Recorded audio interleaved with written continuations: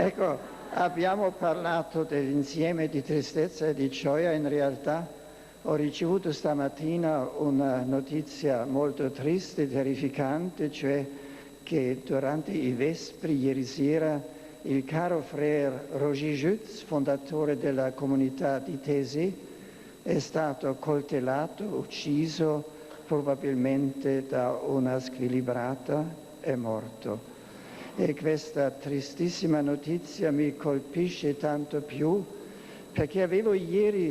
proprio ieri, ricevuto una sua lettera molto commovente, molto amichevole, nella quale dice che nel fondo del suo cuore intenderebbe dirmi che nous sommes en étroite communion avec vous-même et avec tous ceux qui sont réunis à Cologne, che sono con tutto il cuore con me e in tutti quanti che si riuniscono in Colonia. Poi ha detto che a causa delle sue condizioni di salute purtroppo personalmente non potrebbe venire a Colonia,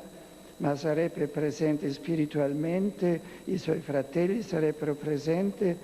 e alla fine mi dice in questa lettera che ha il desiderio di venire quanto prima a Roma per incontrarmi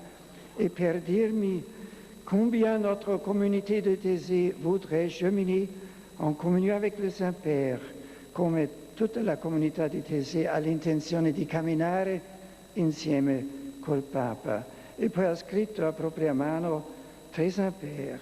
soyez assuré de mes sentiments de profonde communion, frère Roger de Taizé,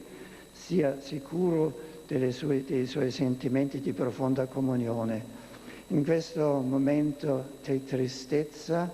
possiamo solo affidare alla bontà del Signore l'anima di questo suo fedele servitore